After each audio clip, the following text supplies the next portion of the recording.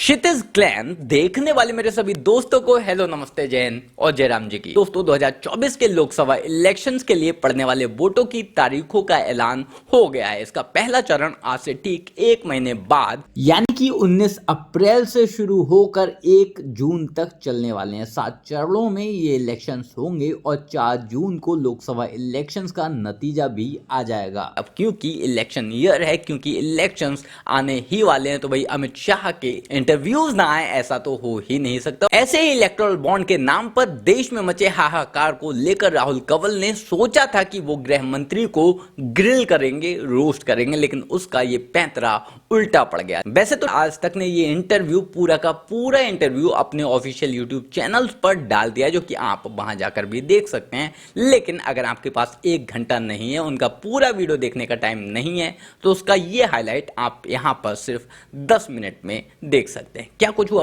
पूरे इंटरव्यू में, क्या कुछ जवाब दिया उन्होंने, कैसे अपोजिशन को घेरा, कैसे राहुल गांधी को पेला, कैसे सीएए पर जवाब दिए, कैसे राहुल गांधी के इलेक्टोरल बॉन्ड के मुद्दे की हवा निकाली, चलिए देखते हैं। मैं किसी भी मंच पर किसी भी व्यक्ति से चर्चा करने के लिए तैयार हूं। इलेक्टोरल बॉन्ड ये भारतीय राजनीति में से काला धन समाप्त करने के लिए लाया गया। कोई मुझे ये समझा दे कि इलेक्टोरल बॉन्ड आने के पहले किस तरह से चंदा आता था, तो कैश से आता था। बॉन्ड में किस तरह से आता है, तो अपनी कंपनी के चेक आरबीआई को देकर एक बॉन्ड परचेज करते हैं और देते हैं। इसमें गोपनीयता का सवाल आ गया। जो कैश में चंदा आता था इसका क्या हुआ, किसका नाम जाहिर हुआ है, मुझे बताइए। तो आज तक किसी का हुआ है क्या? किसी का नहीं हुआ। परंतु मैं राजनीतिक चीजों को ज्यादा डिटेल में जवाब देना चाहता हूं। एक परसेप्शन चलाया जा रहा है कि इलेक्टोरल बॉन्ड से भारतीय जनता पार्टी को बड़ा फायदा हुआ है, क्योंकि भारतीय जनता पार्टी पावर में ब्ला ब्ला ब्ला। और अभी राहुल गांधी ने तो स्टेटमेंट कर दिया कि दुनिया की सबसे बड़ी उगाही का अगर कोई जरिया है तो इलेक्टोरल बॉन्ड है। मालूम नहीं इनको कौन ये सब लिख कर देता है। मैं पोजीशन आज देश की जनता के सामने स्पष्ट कर देना चाहता हूं। भारतीय जनता पार्टी को अप्रोक्सीमेटली 6,000 करोड़ के बॉन्ड मिले हैं। टोटल बॉन्ड 20,000 करोड़ के हैं। तो 14,000 करोड़ के बॉन्ड कहां गए? मैं बताता हूं।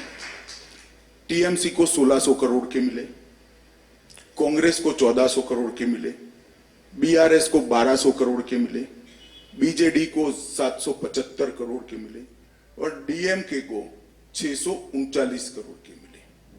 देश में हमारे 303 सांसद है, हमें 6,000 करोड़ के बॉन्ड मिले हैं और 242 सांसद जिन पार्टियों का है, इसको 14,000 करोड़ के बॉन्ड निकले। क्या शोर शराबा कर रहे हो भाई? ये मैं दावे से कहता हूं, जब हिसाब खुलेगा ये लोग आपको फेस नहीं कर पाएंगे। आज तक पर शो रख देना बॉन्ड के विरोध रखने वालों का, कोई नहीं आएगा मेरे अलावे।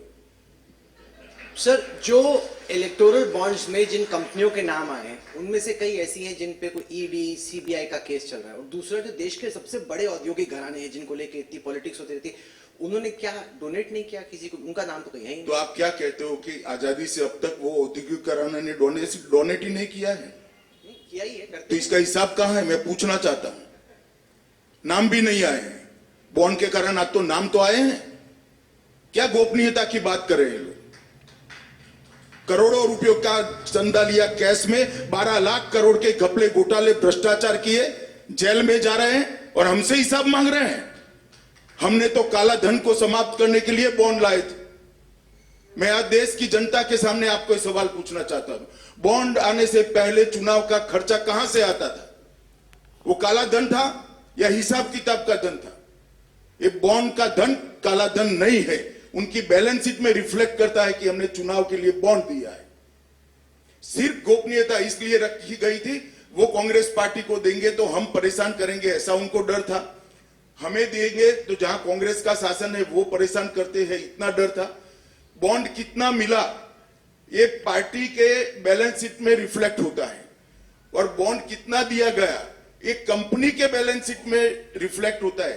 क्या गोपनीय बचा? गोपनीय तो तब होता है जब अब जो व्यवस्था होगी, कैश से चंदा लिया जाएगा, तब सब गोपनीय होता होगा। और कांग्रेस पार्टी को गोपनीयता से मतलब नहीं है। जब कैश से चंदा लेते हैं तो 100 रुपया पार्टी में जमा कराते हैं और 1000 रुपया अपने घर में रख लेते हैं। एक कांग्रेस पार्टी ने सालों तक ये व्यवस्था चलाई है। पार्टी के नाम से 1100 रुपया लेते हैं, 100 रुपया पार्टी में जमा कराते हैं और 1000 रुपया घर में रख लेते हैं। बॉन्ड अगर 1100 को लेते हो तो 1100 रुपया बैंक अकाउंट में जमा होता है। यही तो था धन का। तो इस वक्त देख रहे हैं आज तक पर, इंडिया टुडे पे, टीवी में, सोशल में, डिजिटल में, उन सब के बीच में आपकी इमेज बनी एक चुनावी चाणक्य के तौर पे। हम सब जानते हैं कि आपको चुनाव लड़ने लड़ाने में बड़ा मजा आता है। अब 5 साल में एक बार होगा तो बाकी टाइम आपको लगेगा कि उतना एक्साइटमेंट जो बना रहता है चुनाव को लेके, फिर तो एक ही बार हो गया। नहीं, हमें कोई तकलीफ नहीं होगी। आपका बड़ा प्रॉब्लम होने वाला है। 5 साल आप क्या करोगे भैया, एक ही बार हो जाएगा तो। नहीं, ये बात तो सही है।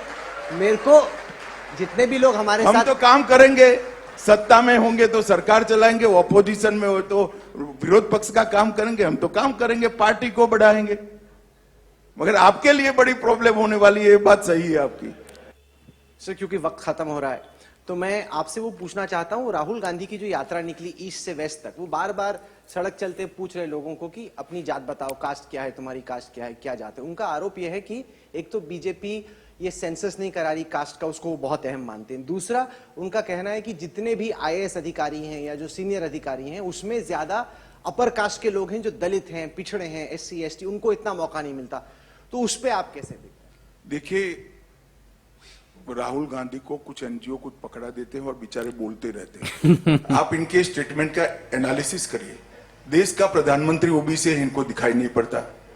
देश की कैबिनेट में 27 मंत्री ओबीसी, उनको दिखाई नहीं पड़ता, और वो जॉइंट सेक्रेटरी गिनने में लगे हैं।